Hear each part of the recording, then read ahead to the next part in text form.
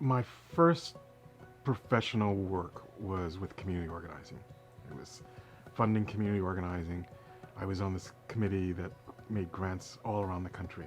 And I loved it because to me it seemed a way in which people were reclaiming their power. I saw seniors negotiate lower drug prices. I saw young people force companies to clean up the environment. But in all of that political organizing and social development,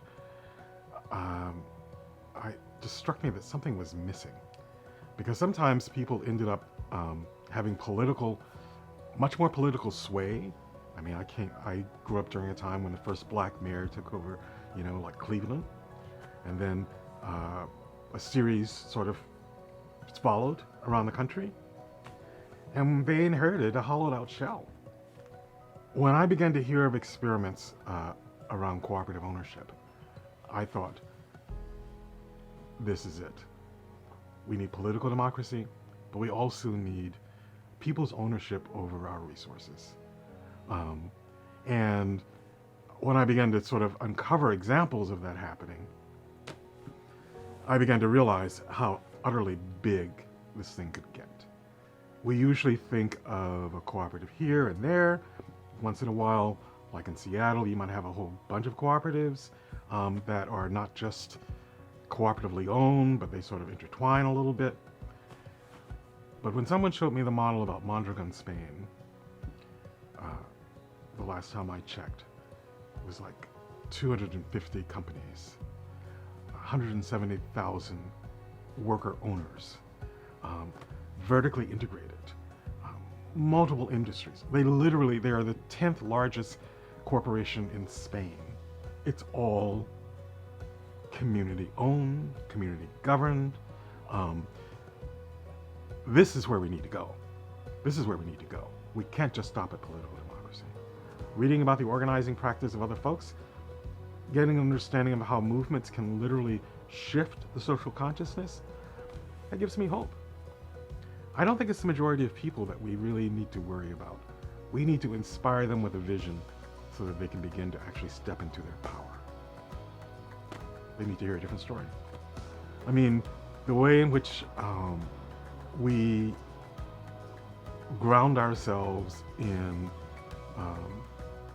good theory and then combine that with practice is, to me, the absolute sweet point. So there's a lot of housing in New York that's actually cooperatively owned, but they do not have values of social justice or solidarity, which makes them some of the most exclusive communities in New York. We make sure that the values of social justice and solidarity are clearly understood. People dig in deep, even deeper now that Solomon has actually taken control of the education department. People come out with a shared sense of, this is what we can do. This is what a solidarity economy feels like. This is how we need to operate. And even though we're still figuring out that stuff, because every local circumstance will demand a local adaptation of these principles, Corporation Humboldt is probably the most inspiring, right up there with Corporation Jackson, Federation of Southern Cooperatives, Southern Echo to a lesser extent, right up there with some of the best that I've seen in this country. If the people want this bad enough, they will seize it, and it may not be in my lifetime. So I need to be willing to sort of say, let's see if we can join as much of this movement as we can. If we don't make it this generation, if this species doesn't make it through this choke point, that doesn't mean that our life was without purpose. Purpose is simply the way in which we live our life. It's not the end goal of achievement. But I don't think that should mean that you should dream small. My real concern is that we're not dreaming big enough. Let's not stop at 2, 3 cooperatives. I want to run the entire economy. I want to run the finance sector. I want to run how we own land and collectively make use of it.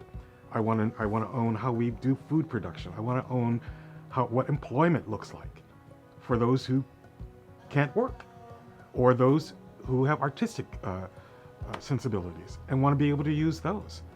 I want the whole thing shaped for human need, and to be human sized. And we've have examples of that in traditional cultures, right, where there are no homeless people in tribal cultures.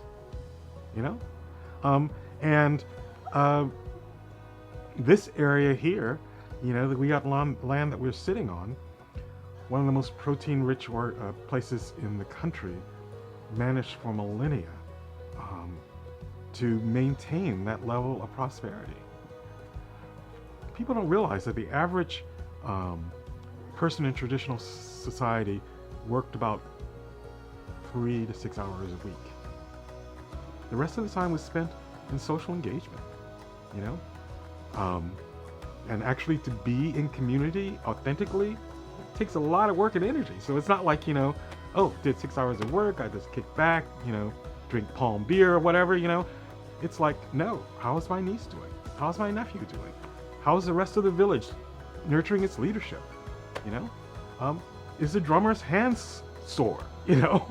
Do I need to step in? So it's like all of these kinds of things that your attention is taken up with, but they're human based, rather than producing for someone who's going to take that money and literally buy a new yacht.